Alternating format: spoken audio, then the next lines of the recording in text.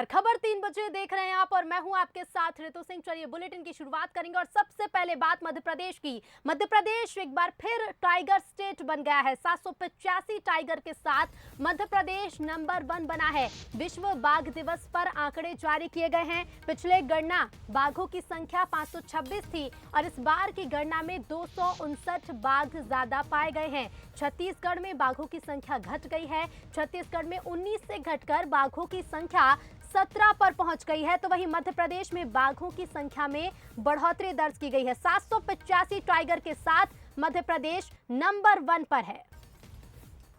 तो एक बार फिर से मध्य प्रदेश टाइगर स्टेट के नाम से ही जाना जाएगा। टाइगर स्टेट बन गया है मध्य प्रदेश, क्योंकि विश्व बाघ दिवस पर जो आंकड़े जारी किए गए हैं उसमें पहले की अपेक्षा अब बाघों की संख्या बढ़ गई है। पहले बाघों की संख्या 526 थी, जो बढ़कर अब 259 ज्यादा होकर 785 पर पहुंच चुकी है। और चल इसी पर हम और ज्यादा बातचीत करेंगे। एग्जीक्यूटिव एडिटर मनोज सैनी जी हमारे साथ सीधे लाइव जुड़ रहे हैं। मनोज जी, एक बार फिर से मध्य प्रदेश टाइगर स्टेट बना है, लेकिन छत्तीसगढ़ की अगर बात करें तो छत्तीसगढ़ में बाघों की संख्या घटी है। मध्य प्रदेश में एक बड़ा आंकड़ा बढ़ गया है। बिल्कुल बिल्कुल, इस वक्त की बड़ी खबर भी है और खुश करने वाली खबर भी है मध्य प्रदेश के लिए। हम उस स्टेट से बात कर रहे हैं जो टाइगर स्टेट है। पहली बार नहीं बल्कि लगातार तीसरी बार टाइगर स्टेट बनने का मौका मिला है मध्य प्रदेश को और करीब 259 बाघों का इजाफा हुआ। पिछली बार हम देखें तो 526 बाघ थे मध्य प्रदेश में और इस बार जब गिनती हुई है तो 585, तो कुल मिलाकर 259 नए बाघ जुड़ गए। यानी बाघ प्रबंधन को लेकर जिस तरह से वन विभाग, मध्य प्रदेश सरकार, आम जन ने सहयोग किया है, उसका असर है कि हम टाइगर स्टेट ही नहीं बल्कि बहुत ऊपर है बाकी स्टेट से तुलना करते हैं तो। और नजदीकी हमारे छत्तीसगढ़ यदि हम देखें तो वहां 19 से घटकर 17 रह गए। यानी बाघों के संरक्षण को लेकर जिस तरह से काम मध्य प्रदेश में हुआ है किसी और स्टेट में नहीं हो पाया। पूरे आंकड़े भी ये बताते हैं कि अब मध्य प्रदेश बहुत ऊपर है। अन्य राज्यों से भी तुलना करते हैं तो बहुत ही शानदार प्रबंधन, बहुत ही अच्छा प्रबंधन। और कई बार हम मध्य प्रदेश के मुख्यमंत्री को जब कार्यक्रम होते हैं तो कहते हुए देखते भी हैं, जब लोग आगंतुक आते तो उनसे कहते हैं आप आइए मध्य प्रदेश में, हो सकता है आप जिस रोड से गुजर रहे हो वहाँ आपके बाघ से दीदार हो जाए। और जिस तरह की संख्या बढ़ी है वो इस तरफ इशारा भी कर रहे हैं। लगातार बाघों को लेकर काम करते रहे। मेरे साथ शैलेंद्र राजपूत जुड़ रहे हैं, हमारे आउटपुट हेड है शैलेंद्र जी। और वन विभाग खासकर वन्य प्राणियों को लेकर बहुत इंटरेस्टेड खुद भी रहते हैं। बहुत खुशी की खबर है आज और मैं भी खुश हूँ, आप भी खुश होंगे। पूरा मध्य प्रदेश आज खुशनुमा माहौल में है क्योंकि माहौल तो बदला है, प्रकृति भी वही कह रही है, लेकिन बाघों की जो संख्या में जो इजाफा हुआ वो तो कह रहा है कि हम टाइगर स्टेट है। बिल्कुल, टाइगर स्टेट लगातार दूसरी बार है। 2014 में जरूर चिंता बढ़ी थी जब बाघ कम हुए थे और मध्य प्रदेश दूसरे या तीसरे नंबर पर आ गया था, लेकिन अब लगातार 2 बार की गणना में मध्य प्रदेश पहले नंबर पर है। पिछले बार 526 बाघ थे और कर्नाटक में 524 थे, लेकिन मेरे ख्याल से अभी कर्नाटक के आंकड़े मेरे सामने नहीं आए हैं, लेकिन ये जो 259 बाघों की संख्या लगभग बढ़ी है तो ये बड़ा आश्चर्यजनक है और बहुत ही एक बड़ी खुशखबरी भी है, क्योंकि इतने बड़ी संख्या में बाघों का बढ़ना बड़ा एक आश्चर्य की दृष्टि से देखा जाएगा। पूरी दुनिया के लिए एक बड़ी खबर है, क्योंकि जिस तरह से इंडेंजर्ड स्पीसीज में बाघ है और पूरी दुनिया में जिस तेजी से खत्म हुआ है, तो ये बहुत अच्छी खबर है। और आगे भी आप देखेंगे जो आंकड़े निकल कर सामने आएंगे तो ये बाघों की बढ़ने की जो सबसे बड़ी वजह है मध्य प्रदेश में, क्योंकि जो पिछली गणना हुई थी उसमें ये संकेत साफ मिल रहे थे।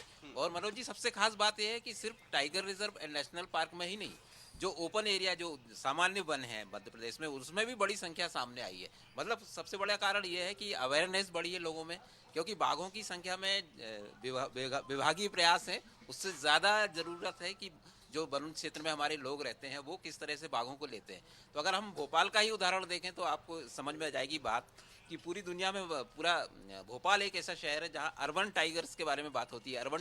अर्बन और टाइगर्स का संबंध, एक ये शब्द बड़ा आश्चर्यजनक है कि शहरी बाघ, तो ये एक नया कॉन्सेप्ट आया है। और जिस तरह से भोपाल के आसपास आपने देखा होगा प्रबंधन हुआ है कि ना तो बाघ ने किसी इंसान को मारा है और ना ही किसी बाघ की यहाँ पर पोचिंग हुई है या शिकार हुआ है। तो ये एक बहुत बड़ा उदाहरण भोपाल से ही आप समझ सकते हैं, और भोपाल से जो मैसेज जाता है वो पूरे प्रदेश में जाता हम है। ये समझे कि जिस तरह से सरकार ने काम किया, प्रबंधन का या वन विभाग के विभागीय स्तर पर काम हुआ, लेकिन उससे ज्यादा आम जनता भी इस बात को समझ रही है, क्योंकि हमें नंबर 1 रहने की आदत भी हो गई। यदि स्वच्छता में होते तो हम नंबर 1 है, हमें आदत है, हमारे इंदौर को आदत है।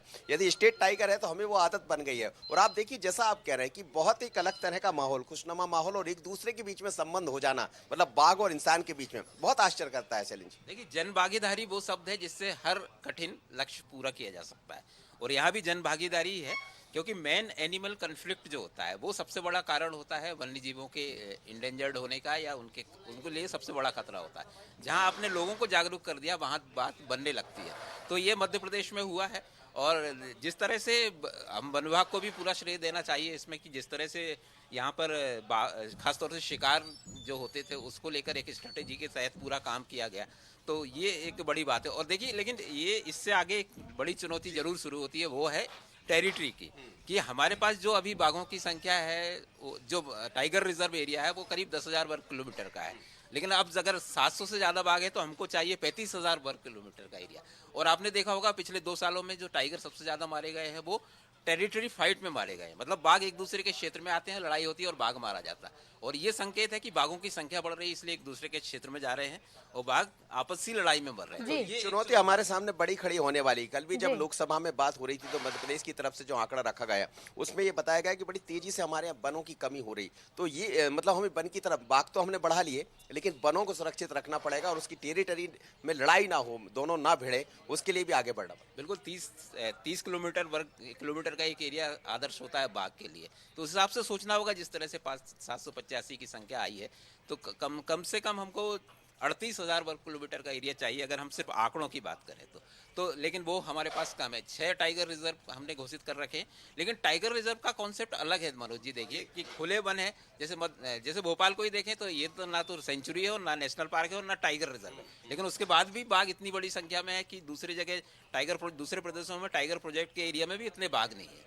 तो ये चीज को समझना होगा कि इसमें सूत्र यही है कि आप एक कॉम्प्रिहेंसिव प्लान तैयार करें जिसमें जनभागीदारी हो, विभाग का रोल हो, और सबसे बड़ी बात है तकनीक, और जो नई तकनीक वन्य जीव वाइल्ड लाइफ को लेकर जो इस्तेमाल होने लगी उन पे काफ़ी रिसर्च हो, जो मध्य प्रदेश में हो रही है। तो ये सब 4-5 चीज़ें मिलके ये बात बनती है। और देखिए, मध्य प्रदेश लगातार 2 बार से नंबर 1 आ रहा है, तो इसकी एक बड़ी वजह है जो बाघ की गणना में जो तकनीक चेंज हुई है, जो तकनीक का इस्तेमाल हुआ है। तो अब इसमें कोई डाउट नहीं है कि मध्य प्रदेश नंबर 1 है, क्योंकि कर्नाटक और मध्य प्रदेश के बीच हमेशा से एक प्रतिस्पर्धा रही है। भी फाइट रही। हाँ, तो मध्य प्रदेश 2 साल पहले के आंकड़े में कर्नाटक आगे था, लेकिन बड़ा डिस्प्यूटेड थी वो गणना। लेकिन उसके बाद फिर काफ़ी डिजिटल तकनीकों का इस्तेमाल किया गया, क्योंकि पहले सिर्फ 3 आधार पर गणना होती थी, एक पगमार, एक स्केट्स और एक किल। तो ये तीनों आधार उतने पुख्ता नहीं होते हैं, लेकिन अब कैमरा ट्रैप है, जीपीएस सिस्टम है, तो इससे अब जब सब जो आंकड़ा निकल के आया है वो बिल्कुल सही है, और इसमें कोई डाउट नहीं कि मध्य प्रदेश ने बहुत अच्छा काम किया और नंबर 1 का हकदार वो रहा है वाइल्ड लाइफ। नंबर 1 का हकदार है, और मुझे लगता है ये हकदार अब हम बने रहेंगे लगातार, क्योंकि जिस तरह बिहेवियर, मतलब लोगों का जो बिहेव चेंज हुआ है बाघों के प्रति, जैसा सैलन जी बता रहे हैं, जिसकी जरूरत भी है। लेकिन एक हल्की चिंता यही है ऋतु कि वन्य का जो क्षेत्र, रकबा जो जिसे हम कहते हैं, वो थोड़ा कम हो रहा है, तो उसकी तरफ भी ध्यान देने की जरूरत पड़ेगी। बिल्कुल और आज मनोज जी, हम सबके लिए खुशी का दिन है कि दूसरी बार हम टाइगर स्टेट का दर्जा प्राप्त। बिल्कुल बेहद खुशी का है, क्योंकि जिस तरह से आपने भी कहा कि इंदौर लगातार नंबर 1 पोजीशन पर आ रहा है, और ऐसे में एक बार फिर से टाइगर स्टेट बना है। मनोज जी, आप बने रहेगा, आपके पास फिर लौटेंगे। तो छत्तीसगढ़ की अगर बात करें तो देखिए, मध्य प्रदेश में तो बाघों की संख्या बढ़ी और एक बार फिर से मध्य प्रदेश टाइगर स्टेट बन गया है, लेकिन छत्तीसगढ़ में जो आंकड़े हैं वो कम हुए हैं। पहले जो संख्या 19 थी वो घटकर अब 17 हो गई। हमारे साथ संवाददाता कुलेश्वर पांडे लाइव जुड़ गए हैं, कुलेश्वर से बातचीत कर लेते। कुलेश्वर, मध्य प्रदेश का आंकड़ा तो बड़ा है, एक खुशी की बात है, लेकिन छत्तीसगढ़ की अगर हम बात कर रहे हैं, 19 से घटकर 17 बाघों की संख्या पहुंच गई है, एक बड़ी चिंता की बात है। देखिए, बिल्कुल निश्चित तौर पे ये चिंता की बात है, क्योंकि अगर हम 2014 की बात करें, 2014 में 46 बाघ जो है छत्तीसगढ़ में मौजूद थे, लेकिन ठीक 2018 में वो 19 हो गए और 19 से घट के अब 17 हो गए। कहीं ना कहीं काफ़ी चिंता की बात है। जिस तरह से अगर हम वनों की बात करें तो वनों को संग्रहण करने की यहाँ पे आवश्यकता, ताकि बाघ जो है ज़्यादा से ज़्यादा वहाँ पर है। अचानक वहाँ टाइगर रिजर्व की अगर हम बात करें बस्तर क्षेत्र की, तो वहाँ भी लगातार जो संख्या है वो कम होती यहाँ पर नजर आ रही है। तो जी। ऐसे में सरकार को और वन विभाग को दोनों को समझना पड़ेगा कि अगर बाघों की संख्या बढ़ाना तो इसके बिल्कुल लिए ये क्या बेहद ही बेहतर किया चिंता जा का सकता विषय है क्योंकि कुलेश्वर कई की, ऐसे राज्यों में की चिंता की जाए और जन भागीदारी भी बन रहा है। कुलेश्वर बने रहेगा, आपके पास फिर लौटूंगी। सीधे वन विभाग से हमारे संवाददाता दीपक द्विवेदी हमारे साथ जुड़ रहे हैं। दीपक, मध्य प्रदेश के लिए बेहद खुशी का दिन है। आज एक बार फिर से मध्य प्रदेश टाइगर स्टेट बनकर उभरा है। नहीं, टाइगर तो अपनी प्रकृति के साथ ही रहता है। उसको कई बार चैलेंजेस उसको आते हैं कि आसपास कम्युनिटी बढ़ती है तो उसके एरिया में थोड़ा हस्तक्षेप होता है, लेकिन विभाग प्रयत्नशील है कि उनको कम से कम असुविधा हो, उनके जो नेचुरल हैबिटेट हैं वो उनको मिलती रहे। सर, मध्य प्रदेश में आए दिन जनता के बीच भी मतलब टाइगर, यदि भोपाल की बात करते हैं, सड़कों पर आ जाते हैं या कहीं घूमने जाते हैं तो अचानक से कहीं इस तरह के वीडियो आते हैं। तो कुछ सावधानी के लिए और जो संख्या बढ़ रही है उसको देखते हुए कुछ नए टाइगर रिजर्वेशन के लिए कोई फॉरेस्ट वगैरह चिन्हित किए गए हैं? नीतिगत मामले हैं जिनको अभी कुछ नहीं कर सकते, एक सतत प्रक्रिया है इसमें। और चूंकि भोपाल उस मामले में बहुत लकी है कि यहाँ आसपास फॉरेस्ट हैं, तो आसपास फॉरेस्ट लगा हुआ है तो निश्चित ही कई बार टाइगर कम्युनिटी के बीच में आ जाते हैं। उतनी चिंता की बात नहीं है। फॉरेस्ट डिपार्टमेंट अपना काम कर रहा है, लोगों को जागरूक कर रहा है और कोशिश कर रहे हैं कि उसका हैबिटेट है वो बचा हुआ रहे और वन सुरक्षित रहें, वनों की जो डाइवर्सिटी है वो सुरक्षित रहें। सर, नगर वन जैसे प्रोजेक्ट आ रहे हैं उससे भी कहीं ना कहीं हानि हो रही जंगलों में, टाइगरों के रहवासी क्षेत्र में?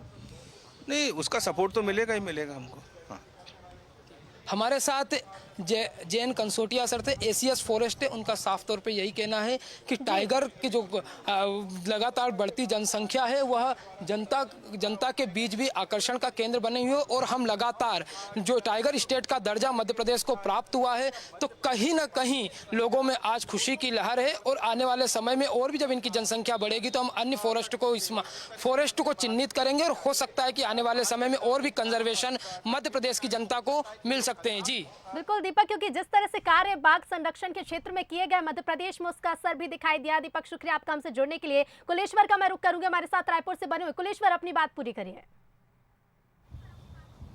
देखिए, बिल्कुल जैसे कि लगातार जो टाइगरों की संख्या छत्तीसगढ़ में घट रही है, निश्चित तौर पे चिंता का विषय। जैसे मैंने जिक्र किया 2014 में 46 यहाँ पर बाघ रहते थे, उसके बाद 2018 में वो घटकर सीधा 19 हो गया, मतलब 20% से सीधा इसमें कमी आ गई। और अब जो आंकड़े आए हैं उसमें सिर्फ 17 टाइगर रह गए। ऐसे में जो वनों के साथ छेड़छाड़ किया जा रहा है, तो ऐसे में ज़रूरत है कि वनों को सुरक्षित रहने दिया जाए और बसाहट कैसे करे टाइगरों का, किस तरह से यहाँ पे संख्या बढ़ाया जाए, उसमें फोकस करने की आवश्यकता है। नहीं तो एक समय ऐसा आएगा कि पूरी तरीके से छत्तीसगढ़ से जो बाघ है वो लुप्त हो जाएंगे। निश्चित तौर पर वन विभाग और प्रदेश सरकार को उसमें मुख्य रूप से फोकस करना पड़ेगा, किस तरह से हम बाघों की संख्या बढ़ाएं। जी बिल्कुल कुलेश्वर, ये बेहद जरूरी है। सरकार की भी चिंता तो है ही, लेकिन इससे ज्यादा लोगों की भी चिंता है कि अपने राज्य को वो कहां तक लेकर जाते हैं, क्योंकि संख्या अगर इसी तरह से घटती रही तो निश्चित तौर पर हम कह सकते हैं कि एक दिन वो दूर नहीं है जब ये घटकर संख्या धीरे धीरे शून्य पर पहुंच जाएगी। देखिए, बिल्कुल, क्योंकि छत्तीसगढ़ में अगर हम बात करें तो वनों की कमी नहीं है। बस्तर क्षेत्र पूरा जंगल एरिया है। अगर हम राजिम के आगे चले जाए, बारनाव पारा, वो भी पूरा जंगल एरिया है। तो वनों की बिल्कुल भी कमी नहीं है। जरूरत है थोड़ी सी उच्च होकर जो है योजना बनाने की, ताकि जो बाघों की संख्या घट रही है वो बराबर बढ़त हो। क्योंकि देखिए 2014 में 46 बाघ यहाँ पे रहते थे, ठीक 2018 में जब जनगणना होता है सिर्फ 19 रह जाते हैं, मतलब सीधा सीधा 20 बाघ गायब हो जाते हैं। तो कहीं ना कहीं संरक्षण की जरूरत है, संग्रहित करने की जरूरत है और बेहतर कैसे किया जाए इसमें फोकस करेंगे तो निश्चित तौर पर छत्तीसगढ़ भी आने वाले समय में नंबर 2 यहाँ पे रह सकता है। बिल्कुल कुलेश्वर, बेहद जरूरी है कि संरक्षण किया जाए न सिर्फ बाघों का बल्कि वनों का भी, ताकि ये जो संख्या अब घट रही है उसे बढ़ाया जा सके। फिलहाल शुक्रिया आपका हमसे जुड़ने के लिए और जानकारी के लिए। तो देखिए, विश्व बाघ दिवस पर ये आंकड़े जारी किए गए और इन आंकड़ों में सबसे खास बात जो रही वो ये कि मध्य प्रदेश का जो आंकड़ा है एक बड़ी संख्या के साथ बढ़ा है। 259 बाघों की संख्या हो चुकी है। मनोज सैनी जी हमारे साथ लगातार बने हुए थे। मनोज जी, मध्य प्रदेश को देश का दिल कहा जाता है, पर्यटन बड़ी संख्या में यहाँ देखा जाता है, बड़ी संख्या में पर्यटक पहुंचते हैं, लेकिन क्या लगता है, क्योंकि टाइगर स्टेट बनकर लगातार मध्य प्रदेश उभर रहा है और एक बड़ी संख्या 259 का आंकड़ा बढ़ा है, ऐसे में पर्यटन को और ज्यादा बढ़ावा मिलेगा?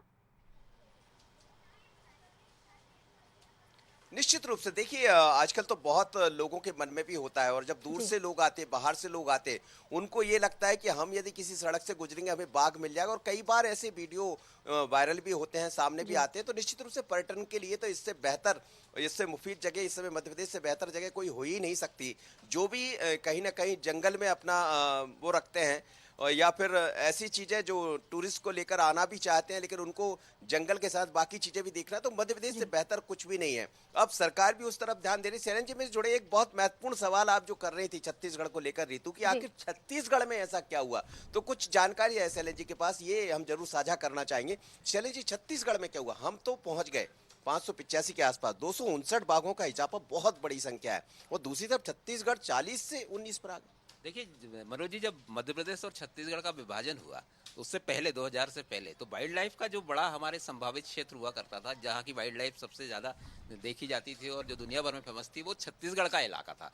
लेकिन 2000 में डिवीजन के बाद ही मध्य प्रदेश का वन विभाग और छत्तीसगढ़ का वन विभाग जब अलग हुआ तो वहाँ उस तरीके से काम नहीं हो पाया, ये कहने में मुझे कोई संकोच नहीं है। और दूसरा, जहाँ तक अभी जो बाघों की संख्या घटने की वजह है, उसके एक वजह ये भी है कि दो बड़े नेशनल पार्क वहाँ पर, इंद्रावती और कांगेर वैली नेशनल पार्क, ये दोनों नक्सलाइट प्रभावित है, तो यहाँ गणना ठीक से हो ही नहीं पाती है। और क्योंकि ये सबसे ज्यादा नक्सलवाद से कोई प्रभावित विभाग है। मनोज जी, मैं लौटूंगी आपके पास। हमारे साथ पेज के पूर्व डायरेक्टर आरजी सोनी जी जुड़ रहे हैं, उनसे बात कर लेते हैं। आरजी जी, आपका बहुत बहुत स्वागत है बंसल न्यूज पर। सोनी जी, आज देखिए मध्य प्रदेश के लिए एक बेहद ही खुशी का दिन है क्योंकि जिस तरह से हमने देखा मध्य प्रदेश में जितने भी टाइगर रिजर्व हैं, वहां की जितनी क्षमता है उससे ज्यादा मध्य प्रदेश में टाइगर है और एक बार फिर से आंकड़े को पार करते हुए मध्य प्रदेश नंबर 1 पोजीशन पर आया है। बहुत ही खुशी का दिन है, बहुत खुशी की बात है। कोई आसपास भी नहीं है।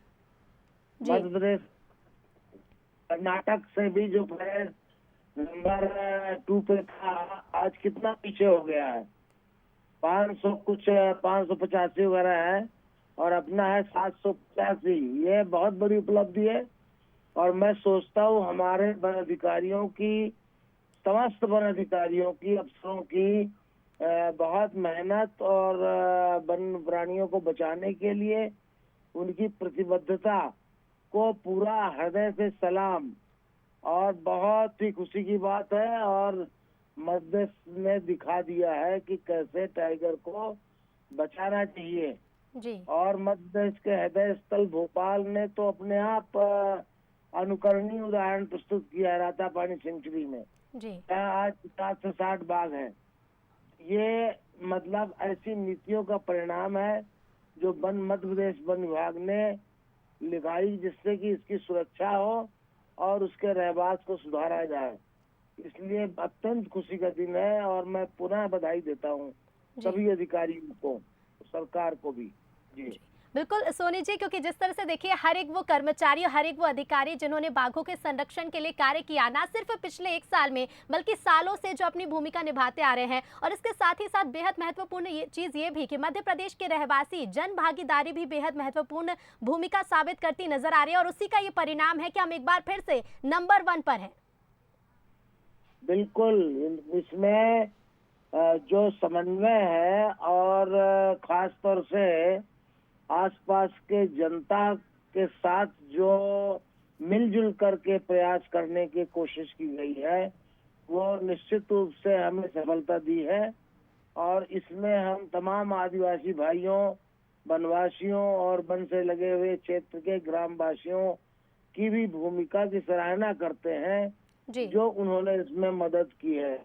जी बिल्कुल आरजी जी, शुक्रिया आपका हमसे जुड़ने के लिए और तमाम बातचीत के लिए। तो देखिए आज का दिन बेहद ही गौरवान्वित करने वाला दिन है मध्य प्रदेश के लिए क्योंकि एक बड़े आंकड़े के साथ 259 बाघों के साथ मध्य प्रदेश टाइगर स्टेट बना है। कुल आंकड़े की अगर हम बात करें तो 785 बाघ मध्य प्रदेश में हो चुके हैं और विश्व बाघ दिवस पर ये आंकड़े जारी किए गए हैं, जिसके बाद मध्य प्रदेश एक बार फिर से टाइगर स्टेट बनकर उभरा है।